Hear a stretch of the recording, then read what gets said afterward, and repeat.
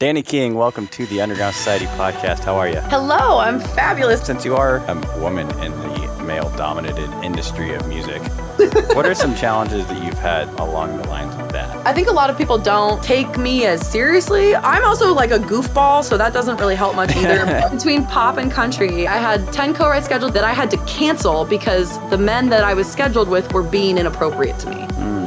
What's your process of like introducing yourself to new people, especially like online? Posting pictures of my ass. The cheap to expensive range, where would you say you kind of sit? I am probably like mid to cheap. People tell me I shouldn't be charging as much as I do or like shame me for posting pictures of my ass. Everything that can go wrong does go wrong. I had a release on the day Russia invaded Ukraine. I had a release the day after George Floyd was murdered. I've had 3 mystery diseases, 2 stalkers, abuse. I've been through all kinds of like absolutely crazy shit. We need to just send my release schedule to the FBI so they can plan.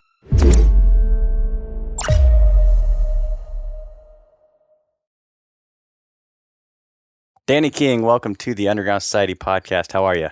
Hello, I'm fabulous. I kind of wanted to start out this interview by talking about your college days because I know you went to school to be in music and not everyone we have on the show has actually gone through schooling. So can you give me a breakdown of like, A, where'd you go to school, and B, like what for? I know it's music, but what specifically?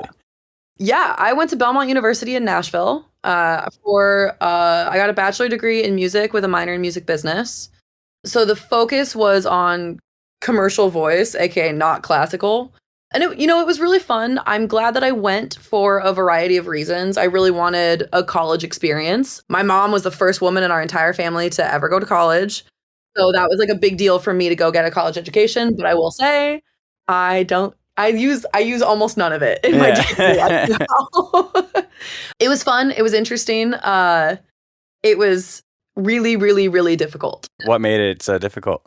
Well, in a normal college setting, they have you take about 5 classes a semester, right?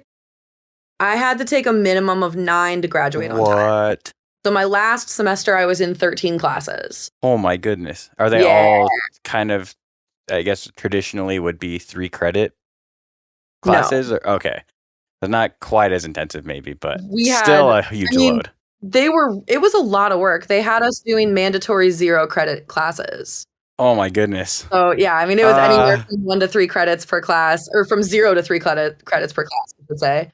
And so it was just a lot of busy work on top of homework, on top of gen eds that we had to take, I was working 30 hours a week. I was not a fan of school. I'm going to be going to Icon. It's actually how I learned about you was through Omos, because he went to Icon as well. He's been on this podcast as well. But I've seen you guys do a bunch of work together. But my next phase is Icon, but that's a little different again than like traditional school. Traditional school, I don't like the busy work. If I don't have a purpose for doing something, I don't like, and I don't see the point in doing it. I have a really hard time doing things. That's understandable. Yeah. I don't know how to turn it off. So even when it's busy work that I don't care about, I'm like, must complete, must be do. Perfect. Yeah. Like, why did my school make us take Russian history? Why was that a required? Or like biology. I'm going into music. What? Luckily, they didn't make me take anything like biology. Okay. I had to do a basic math class. I had to do acoustical physics, which was actually interesting. Interesting. Our teacher sucked, but the class was interesting. But yeah, the history classes, I was like, doesn't make any sense. I also learned that you were in an all-women's a cappella group in college. Yeah, that was probably the most helpful thing that I did. I was going to say that's probably what you actually like. You took more away from that than what you actually did for your studies. A ton. Yeah, that was an incredible class, honestly. What we would do, I was one of the like lead arrangers in that group. So we would take a song that everyone was kind of interested in, and we would break that song down part by part and then rewrite it in finale as a score for all women's voices. And I mean, each score took like 10 to 20 hours to complete. Yeah. And I usually did 3 has a or 4 different octave semester. and stuff. Yeah. Yeah. We did That's a lot insane. of them. So it was really fun. It was great. I learned a lot about like harmony building, all that kind of stuff. And I use that all the time in my productions today. So that was one of the most helpful. And then my voice teacher. My voice teacher is, oh my God, I will love that woman forever. What was different about her that really you liked? Well, okay. So Every voice teacher that I had gone to before kind of has their own style that they have each student adapt to. And the teacher that I went to in college would adapt her style to fit each student's individual voice. So for example, I had a big problem, like, and I have good pitch naturally, but I've never been a belter. Like my belting voice didn't actually come in until a couple years ago. So what she did for someone like me, my issue is that my voice was really dark and it was sitting really deep back in my throat. And so I would always feel like I was choking up and that it would get too tight and I couldn't hit the notes. And it was really like a huge struggle. So we went through and found the vowels that worked the best on my voice to push my voice more forward so I could hit higher notes. And we the used science those vowels. behind vocal work is insane. Yeah. We found those vowels and then we slowly started incorporating those back into like regular words. And now I know how to like essentially make the right shapes with my mouth to push my voice forward to hit all of these higher notes. Yeah, so essentially you're using your mouth and your voice and you singing as an instrument. And a lot of people don't. A lot of people just, oh, she's singing or he's singing, and it's like no, it's like they're actually positioning their voice and vocal cords and even tongue and lips and stuff in a specific way to hit a specific note. So interesting. It's all a muscle. Like I lift weights too, so it's really easy for me to make the comparison. Yeah, it's like the difference between setting up for a really good squat or like not knowing what you're doing and kind of like being awkward, Once you really know how to control all of the minute details, it all of a sudden just clicks into place and becomes so much easier. Now, is there a safety element like there is in fitness as well? Is there yeah, because I mean you can really mess up your voice if you're not careful. And so warming up is a really big one, obviously. I'm terrible about that. I need to be better. I'm great at shows. Like I warm up at shows, but when I'm at home in my studio, I'm just like, nah, yeah. That's funny. So that's the main thing. And then also not pushing yourself further than you can go without working your way up there. So take me back before college. Where are you from originally? And like what kind of family dynamic did you come from? Were they supportive of this? Because I know it's a big topic that we talk about a lot. Oh my God. My parents sent me to college for music. I have literally my parents are my biggest fans. They're so supportive. They are wonderful. That's awesome. I adore them. Yeah. When I told my parents I wanted to be on stage singing like Belle when I was 3, they were like, okay, piano lessons, voice lessons, guitar lessons, everything I could have asked for. Like best family ever. I was born in Seattle. My younger brother was born in Atlanta, and then we were raised in Chicago. So we moved to Chicago when I was around 5. My whole family is from Seattle originally, though. So they're very like Pacific Northwest, cool, kind of hippie people. That makes sense. Yeah. Yeah. I'm actually going there for a wedding in August. Awesome. Yeah. I love Seattle. It's gorgeous. I'm excited to go. That's where the first Starbucks was started, right? I think. Yep. And Costco, I believe. Yes. Yeah, there's some big businesses that have started in Seattle, too. My parents used to be neighbors with the founder of Costco. No way. That's cool. Yeah. Very cool. Also with one of the Seahawks head coaches. Oh, okay. Random? Yeah. But I always say I'm Midwestern because I was raised in Chicago. Like, that's where I spent the majority of my life. That was home, middle school, elementary school, high school, all that shenanigans. So, what did your parents do for a living? That they made them so, supportive and willing to kind of go down this route? Yeah. My mom was a firefighter. Okay. She was the first female firefighter on the Seattle Boeing Force. Wow. Which was like a huge deal. She is a badass. And then she owned a restaurant. And then she actually stopped to be a stay-at-home mom because my dad travels for work so much. It was either that or it basically put us in permanent daycare. So she gave up her career to support her family. My dad started out as like a sales guy and ended up working for a company called ITW for 38 years or something crazy like that. Damn. He's their fix-it guy. So like it's a mergers and acquisitions company. So they would buy companies that were like not doing so hot and send my dad in and he would either turn them around or liquidate them. Interesting. Yeah. So he did that for a long time. I don't know if you follow any business type stuff, but I follow a guy called Alex Hermosi. He has acquisition.com. So I know actually by following him, I know a lot about those type of companies. A little bit about that. Yeah. It's very interesting. I didn't know much about it, obviously growing up, but now that I have a corporate side job too, I get it a little bit more. So he did that forever. And then 2019, he got his dream job as a CEO. Cool. So Very cool. he just now got the upgrade. He runs a company called Ideal Industries. Okay. Is it a similar kind of field? Oh, it's electrician. Okay. Yeah. So a little bit different, but it's been a really great opportunity for him, and he's like living his best life now. So at the end of the day, all businesses, I mean, if you learn enough about the industry, businesses run kind of the same. So if you've been in the game for a while, it's like you kind of know how business runs. So oh, absolutely. And he loves it so much. It's like literally his life's passion. So he's working what he wants to do. And, you know, both my parents grew up in an environment that was more of like a survival environment and not a support your dreams and follow your dreams kind of environment. And they didn't want that for my brother and I. They wanted us to be able to do whatever we wanted. That's cool that they wanted to change that for you guys, because a lot of people would just force their kids into having the same state of mind about like the survival mind, you know? Yeah, absolutely. Well, I mean, and the other thing too is like, you know, they grew up poor, and they also didn't want that for their kids. So they worked really, really hard to, you know, put us in a situation where we would never like want for anything, which is wonderful. But at the same time, they also made it really, really important to instill like good work ethic in us. Like no one will ever accuse my brother and I of being lazy. Anything is really, I mean, with enough hard work and like discipline, and if you have that taught from your parents to you, like anyone with that ingrained in them are going to be successful at whatever they choose to do. So yes, precisely. The other thing that is wonderful is they do not judge what our life goals are. Like my brother's a doctor. Wow. And I was like, I want to sing songs. And they were like, okay, have fun.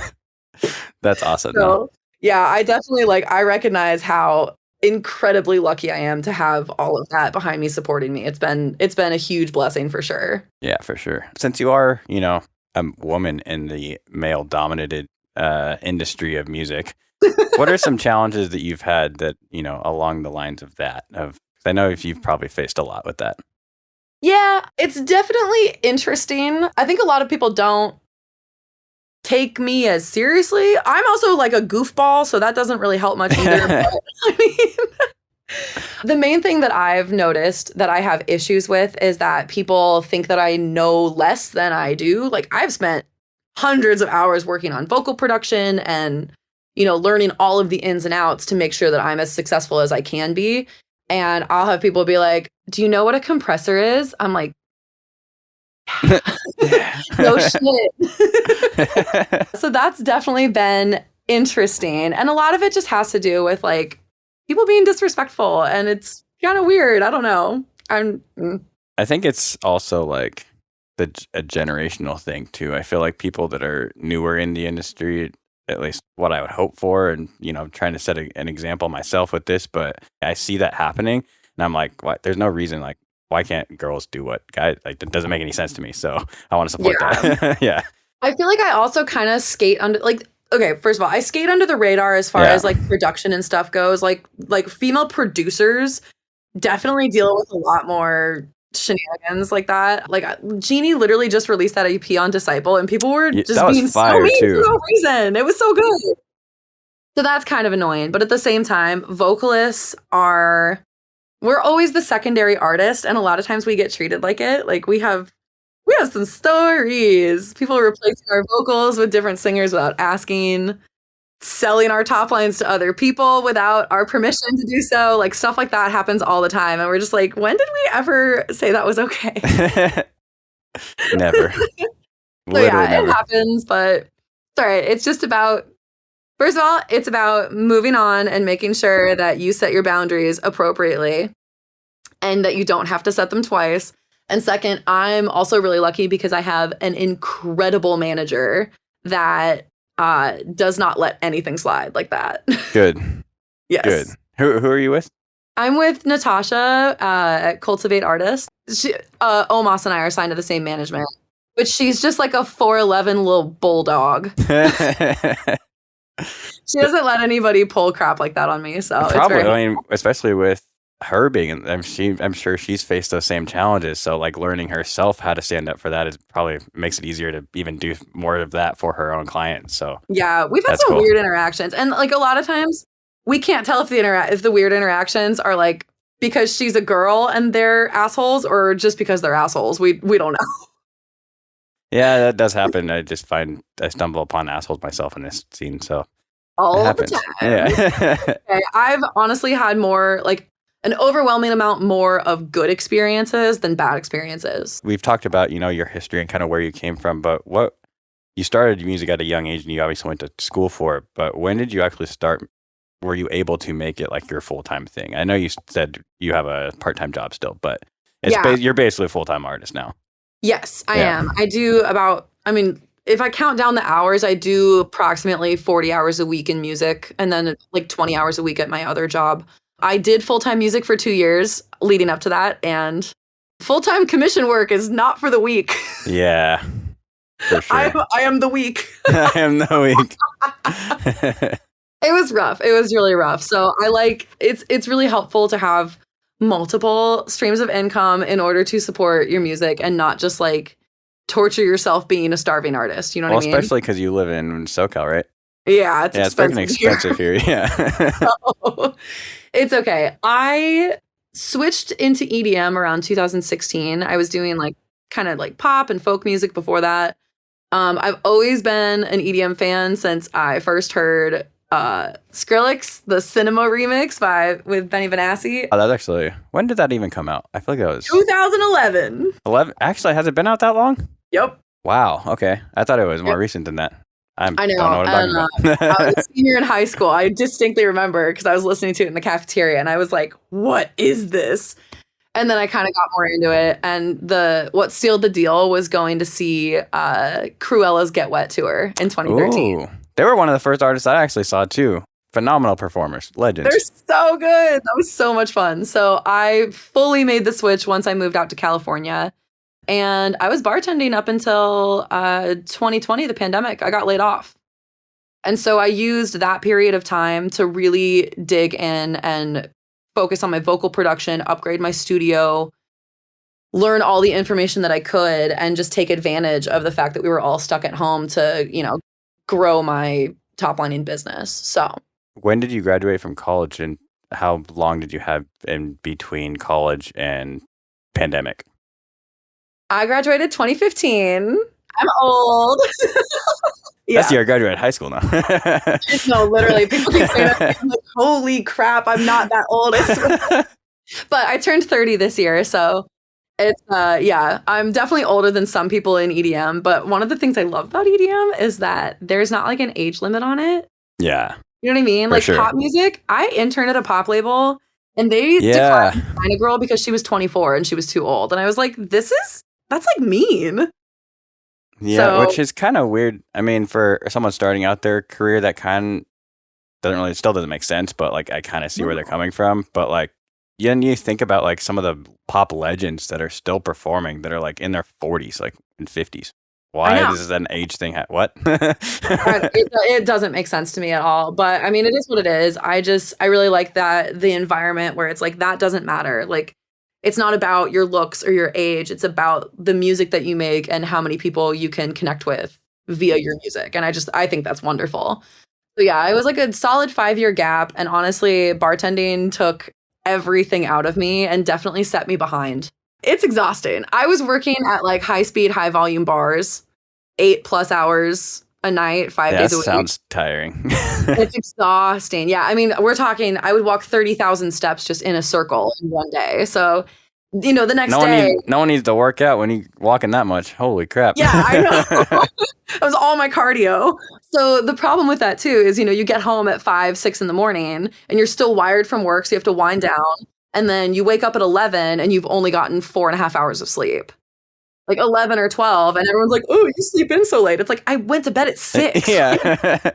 Not because I wanted to, because I had to. It's like you're working nights at that point. Yeah. Yeah, literally. And so you're just, you've basically lost a whole day and it's hard to do other work when you're running that kind of schedule. Hard to do anything. And so you have to set aside time and you're mentally exhausted too. So writing becomes a lot more difficult. I didn't realize how much it was taking out of me until I got out of it. And then I was like, whoa, okay, I'm a different person now. Now that you are full-time, I know you do more than just commission work. You do some teaching. And I just wanted to ask you, like, how is the Dani King brand set up? What are the different, I guess, in business terms, what's your product or service mix?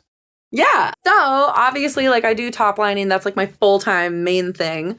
But something that I am really passionate about is making sure that other top liners and vocalists have the tools to be successful. Because I didn't for a long time and I had to teach myself and it was a slog. Like it was awful. And I don't want people to have to struggle the same way that I did. I think that it's like really cool if you have the knowledge to be able to share it. So I try to make really affordable lessons, and my goal is to get people up and functioning with vocal production and recording themselves within, if you're starting from scratch, within 4 lessons. What do a lot of people, I guess, not know in the earlier phases of like, what's like some of the major things that you teach in vocal production? A lot of it is, I mean, just basic knowledge about editing and vocal production in general, like explaining literally from the ground up, what's an EQ, what does an EQ do, why do we EQ something? What's a compressor, what does a compressor do, why do we compress something? Like stuff like that. And I think once you like understand the ins and outs of it, it becomes a lot easier to then do it and understand what you need to fix if there's something wrong, so on and so forth. So that's kind of the goal, is like I don't mind starting with people that are a little bit more advanced. That's super helpful. But starting with people like from scratch is really interesting because you can watch it all like click in their head as they get better at it.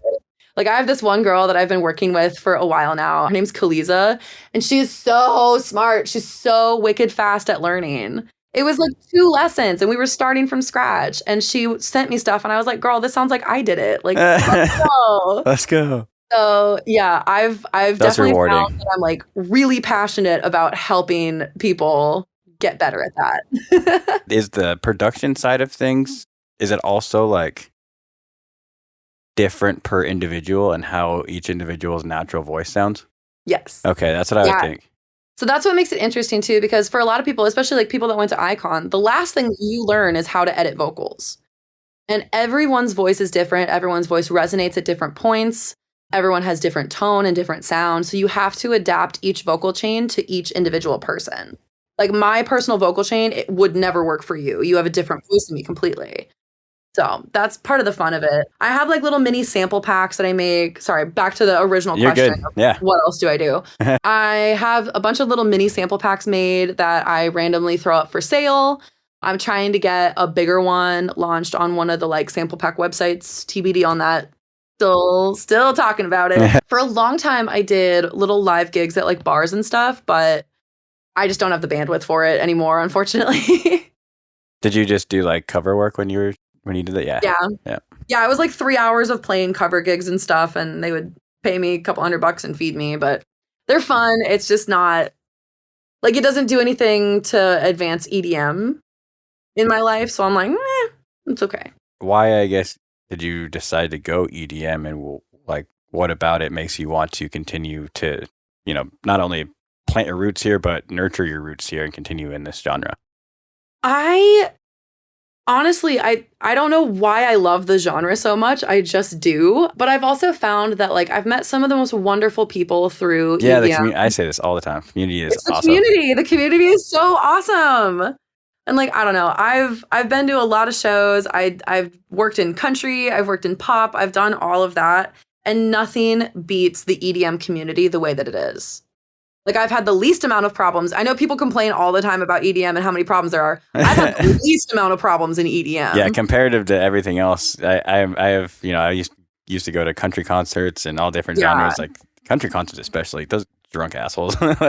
Holy shit. Yeah, but also on the like background side of it, the working side. I remember right before I moved. I don't know much about that, so. Yeah, it's not good. Or at least the last time that I was in it, it wasn't good. Right before I moved away from Nashville, Oh, that's true. You went to school in Nashville. It's like huge. Yeah. In between pop and country, I had 10 co-writes scheduled the summer that I left. No, I'm sorry. I had 10 co-writes scheduled the summer that I left that I had to cancel because the men that I was scheduled with were being inappropriate to me. That's fun. 10 in 3 months I had to cancel. And I was just like, that's a big number too. Yeah. Like that's a lot. And I can honestly say I don't think I've ever had to cancel a co-write because of someone being inappropriate towards me. And EDM. Yeah. Which like I know it happens, obviously. It's just I haven't experienced it, which is really nice for me. Which is crazy to think, like, not that many people get canceled in country music, but a lot of people, like, if you see a lot of people get canceled in EDM. So. I know. It's kind of wild. Like, it is the Wild West out there. For real, literally. I know. What does the process look like when you are, do artists find you? Do you find artists to work with? How does that typically work out for you? It's definitely a lot of both. I have a lot of people reach out and ask for like availability on top lines, if I have any like already written that are available, or if I would be able to write over instrumentals. And then I have a wonderful day-to-day manager who spends a lot of time cold emailing. And if you've ever gotten one of those emails, hi, please answer, I want to work with you. We will sit down and literally make a list of artists that I want to work with, and he will start reaching out and try to get collaborations with them. But yeah, sometimes I always feel I feel awkward doing that, so I'm really glad I have someone to do it for me. I started the podcast before I got into the management stuff, so I was already like used to the cold reach out. I mean, even with you, I cold reached out to you guys. Yeah. I think I knew about your podcast though because of Omos. I was trying to figure out where I could place the name from because I knew it. I didn't realize it was Oliver though. Omos and I, because I live in the Bay Area too, so he and I see each other at shows like locally every so often as well. I go out and see his shows when I can. So I adore him so much. He's so funny, and his girlfriend and I are like the same person. Really? We accidentally got him the same birthday present. Oh my goodness. Yeah, we've become really good friends, and I'm super excited for them to be back in LA soon. I wanted to discuss the, more on the, building the relationships and stuff with artists that you've worked with. And I just wanted to ask, what's your process of like introducing yourself to new people, especially like online? I feel like that's a hot spot for us to kind of introduce ourselves to new people in the industry. Do you have a game plan or a specific thing that you do to reach out to these people or get connected with these people? Sometimes I'm just an idiot on the internet. We all are. I don't know. No, my big thing is like, don't approach like future possible relationships as though, what can I get out of this? You know what I mean? Like, I think that's really important. And I think a lot of people do that. And they think about it more as like, oh, what can this person do for me? And that's why I want to be friends with them. You can't think of relationships as transactional. Yeah, exactly. Like, you need to build an actual authentic relationship and not just like assume that someone's going to help you out just because you're friends. You know what I mean? So I think that's a really important one for me, is I always try to make sure that I'm respectful of people's time and energy, and two, that they know that I like genuinely want to be friends with them because I like who they are as a person, not because of what they can offer for me. You know what I mean? So that's like online, obviously, trying to navigate that. In person, I just be my normal self. What's your favorite platform to be on? Well, it was Twitter. Now Threads. Yeah. Yeah, probably. I don't know. Yeah. I can't actually even decide anymore. I don't know why. Maybe it's the layout or the way it functions, or I don't know. I've never been a huge fan of Twitter, but I'm more of an Instagram person, so I'm curious to see if, as things continue to develop with the new Threads app or whatever, I tend to lean more towards Meta. I like Meta products, so I don't know. We'll see if I like it better than Twitter. But the only reason that Instagram was pissing me off is because they like throttle all of my engagement on anything that's not me like posting pictures of my ass. So like, I don't want to deal with that. Like, my post for my music will reach like 40 people. I posted a bikini picture yesterday and it reached like thousands. I'm like, bro, come on. Yeah, like, I know that's what they're here for, but it's not what I want people to see. It's a similar thing. I don't post my ass, but I'm a guy. But it's a similar thing when I like post like memes, or like when I post stuff that's like that kind of stuff that like doesn't really have anything to do with anything important that I'm trying to advertise or get out there. It does way better. And then with stuff that like podcast clips or whatever performs way. I mean, I still post them because I have to, but it doesn't perform nearly as well. It's annoying. I know. I try to stay up to date, and I try to be really communicative with people that are on all of the platforms. It's just hard to keep up with everything because there's a lot. Yeah. I just hope they don't drown Threads in ads like they did with Instagram either. It's going to happen. We just got to enjoy it while it is. That's the one thing about Meta that I don't like. I mean, Twitter kind of has it too, though. Oh yeah. Twitter does. Yeah. It's how they make their money. So I know, I understand it, and that's like why the platforms. Well, I mean, it's why the platforms were free for us. Now, unless you pay for something, it gets no engagement, and I'm protesting. Yeah.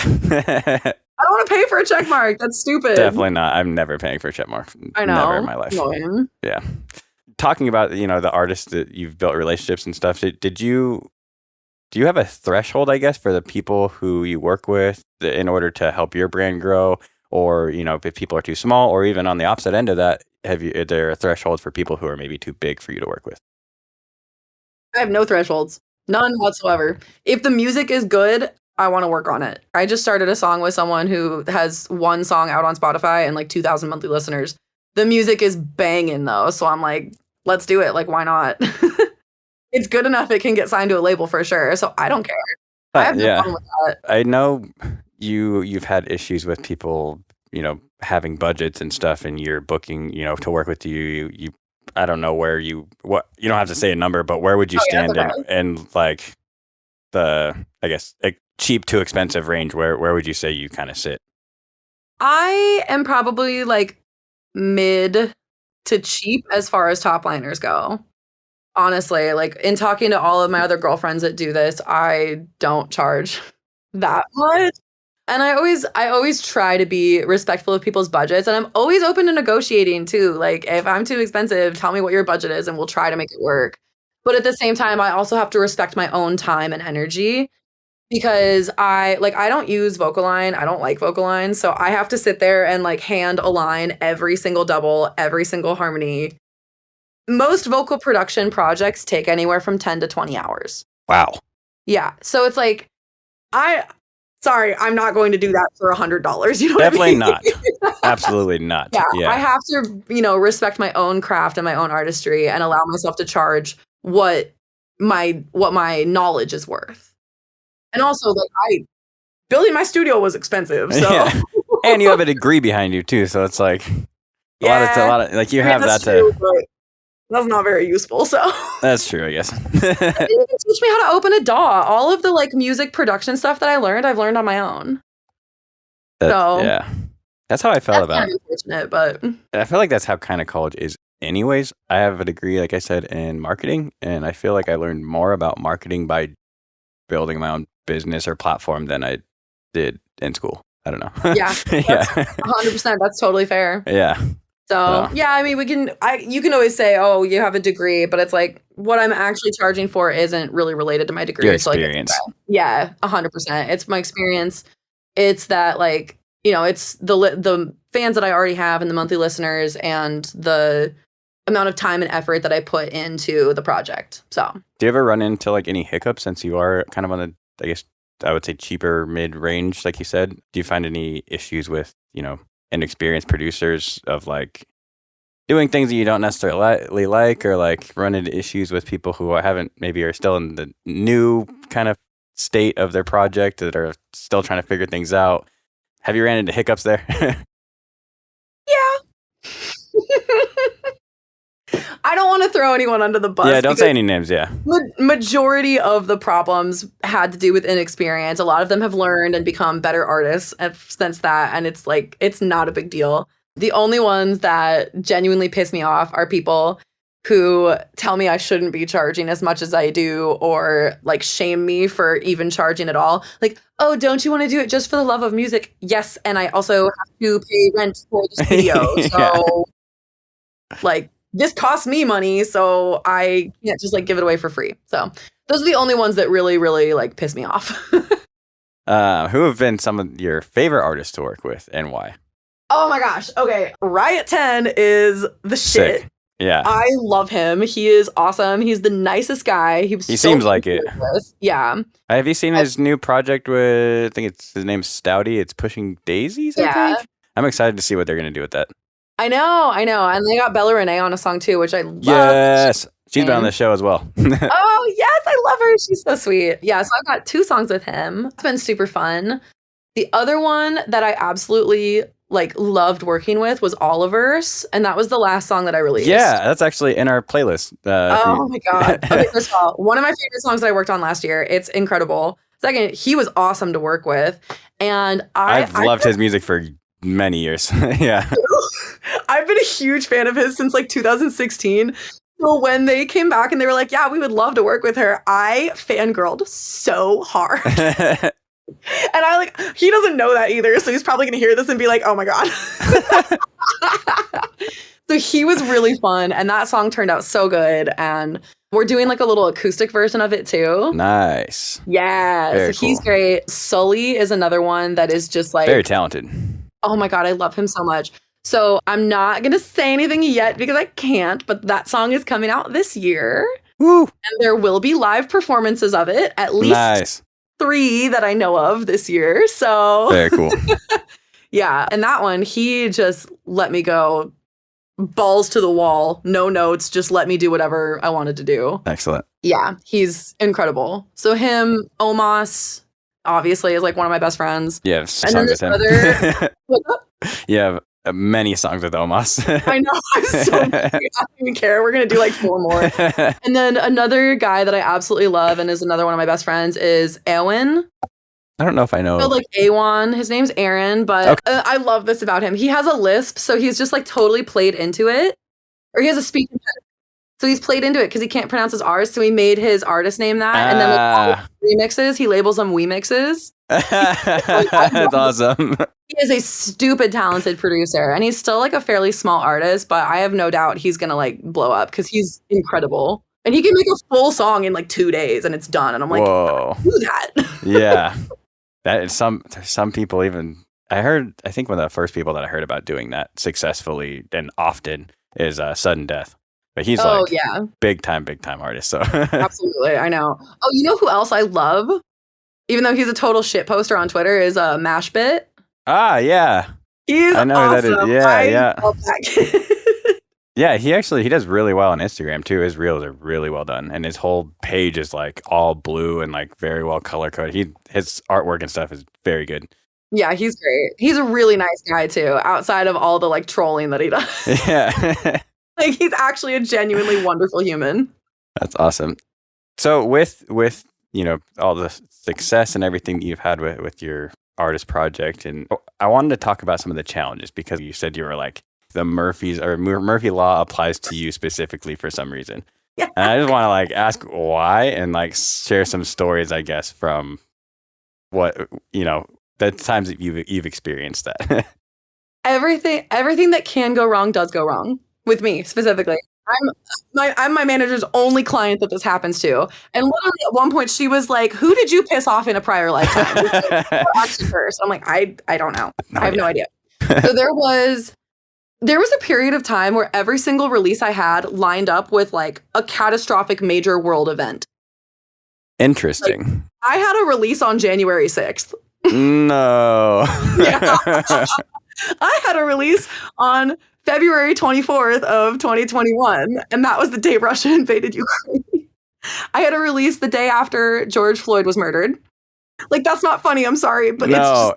How? It was like 5 or 6 in a row. We literally had to push promo on everything because like all of the stuff that was happening, I just didn't feel comfortable promoting music over that. Like that just looks new song. Someone got killed today, but new song. Yeah, literally. Yeah. Like, that's gross, and I am not going to do that. 100% no, absolutely not. So that was fun, and we were literally making jokes at one point. We're like, we need to just send my release schedule to the FBI so they can plan FBI for whatever is going to happen next. So that's a thing.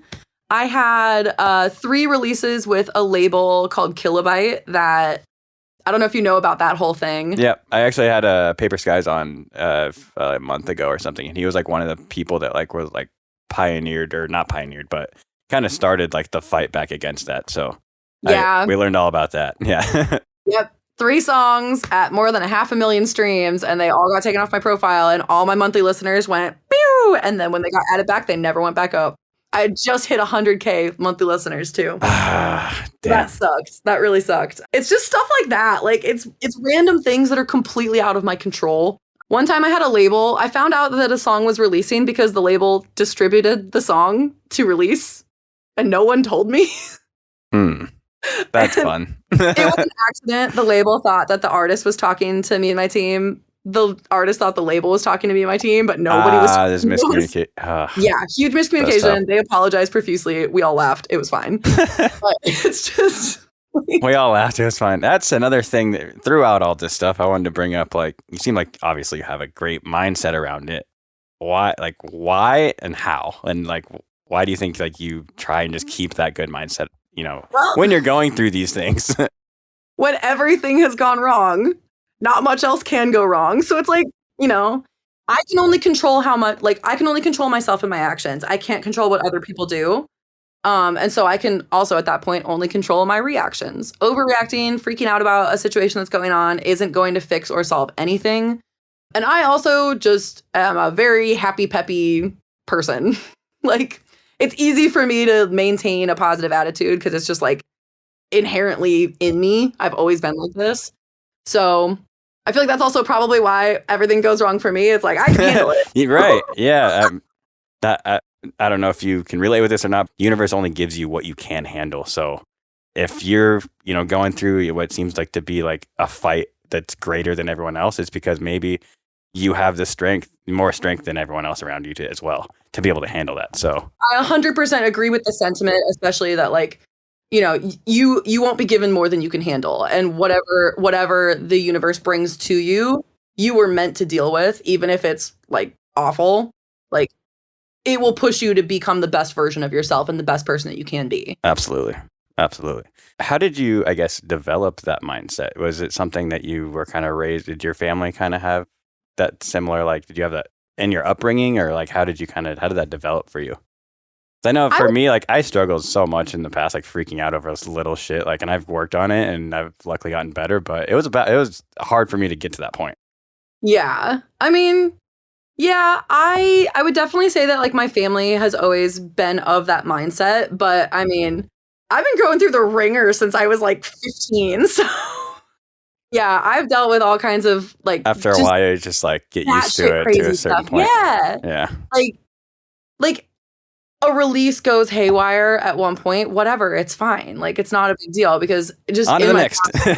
Yeah, exactly. Like, it's really like there are just so many worse things that could be happening, and my life right now is freaking awesome. So I'm not that concerned about it. Like, I've had 3 mystery diseases. I've had 2 stalkers to the point of like having to go to court over it.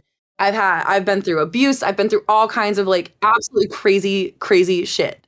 So it's all good. Like, life is good now. I got through all that other stuff, so if it's just a release thing, yeah, for sure. Yeah, like I'm on my own. I'm self-supporting. I'm successful. I have a partner that loves me. I have a dog that's like the cutest thing ever. I live in a beautiful state in a beautiful apartment. It's just not that bad. Like, yeah, that's even when stuff goes wrong, we're good. Taking a step back and seeing the big picture of your life, not just this little thing that's going haywire. Yeah. It's like, is this real? The thing that I always like to ask myself is like, is this event or is this thing going to matter to me in like 6 months from now? The answer is no. Dude, relax. Like, exactly. That's like a perfect way to look at it. So, well, before we get out of here, I always like to ask advice to, I have different guests on and they all walk different paths and are in different facets of this industry. Obviously, you're a vocalist and I haven't had a vocalist on in a while, but what is some of your advice to up and coming vocalists within the EDM scene? Persistent, like be persistent and be consistent. Both of those things. Major key. Yes, those are really, really important. No one wants to work with a flake. You're not going to have a reliable career in the industry if you do not make yourself a reliable person. Yeah. And just keep going after it. Even if it seems impossible, even if you're going through down periods, like it will happen eventually. I started in EDM in like 2016 and nothing really happened until like 2021. Damn. Like it took that long. Yeah, that was, my first festival performance happened the same year that I performed at 4 or 5 festivals. I don't even remember how many it was. But it just, you just have to stick with it. And if you're really passionate about it, and if you really take the time to learn and hone your craft and become really good at it, you will be successful. Absolutely. That's awesome. A couple last questions before we get out of here, wrap things up. What is to come for you in the next year? What are some of your goals and, the upcoming future? Ooh, so I'm doing Lost Lands again. Woo! We're performing. It's going to be fun. I think there's a couple other festival performances in the pipeline. We'll see what's going on there. I'm going on a little mini tour in the fall. That's exciting. With one of the artists I've collabed with. We'll have more information about that later once we get everything kind of sorted. Yeah, don't give any details away that you can't, but I know. You mentioned it's one of the collaborators that I mentioned earlier. So we'll have more like firm details on all of that probably in September, I think. We'll see. Cool. But I actually just spent a couple days in Palm Springs on my own writing a bunch of music for solo releases. I was going to ask you if you have any intention of doing some solo work or putting out anything just as Dani King. I think it's high time that I start doing that. I've been learning production. Oliver's been helping me, Omos. And so he and a couple of my other buddies are going to help me finish producing out and making some Dani King records. And so I think the plan is to have those ready by 2024. Okay. So I'm trying to make sure I have enough of them before we start releasing them. Yeah, that's a good idea. And especially if you're not in a rush to get anything out like that, like definitely take your time because it's going to be, you're not just doing work for someone else's song. It's your name and your brand completely on it. So exactly. And I mean, my release calendar is full for 2024. So we're fully booked. Let's go. I know. So yeah, actually, you know what? I can probably say this. The next song that's coming out is going to be my collaboration with Sully at the end of July. I think it's the 27th or 28th, whatever that Friday is. In a few weeks. Awesome. Yeah, I've got that one. I've got one with Nicodemus coming up, which I'm super excited about. I have another one with Omos coming out this year. Yeah, and a couple more that we'll get more details on them later. Cool. But as it is coming out, where can people find it? All of my socials. We'll be announcing everything on Twitter, Instagram, cool, Facebook if I remember to. Does anyone else like Facebook? I do actually. Our Reels actually, it's an kind of untapped market right now because not a lot of people are thinking how you are, and people are still surfing and scrolling on Facebook. But as far as like marketing and stuff, their Reel are doing very well right now. Okay, good to know. I'll add that back into my list. Yeah, Twitter, Threads. Yeah, whatever. We'll see how that pans out. That shit will be there. If you follow me on any platform, you'll see the release announcements and festival announcements. And I'll link everything. I'll link everything below too. Final question. This is a question I ask this at the end of every single interview to every single guest. If there's one piece of advice that you could give yourself when you first started, getting into music and you were inspired to kind of take this, life journey to become what you are now, what would that advice to yourself be? That's a good question. Honestly, it would probably be to stop fucking around. Yeah. But that's what makes me who you are, though. Like that's added to it. Yeah. Like I wasn't doing it in like the way that I do now. I was doing all of the things that distracted me from really achieving my goal of getting into music. I was just focusing my energies in the wrong places, and I feel like I could have done a better job of focusing down sooner. But at the same time, I think I am on the journey and the path that I needed to be all along. So it's okay. The other one, though, and the big one is learn vocal production early. I wish that I had known that a long time before I actually did. So that's the only other thing that I think is a really big one, especially if you're a vocalist. Learning your own voice and learning how to make your own voice sound good is the best thing you can do for your career. Awesome. Thank you so much for your time today. I really enjoyed our conversation. Thanks for having me on. I really appreciate it.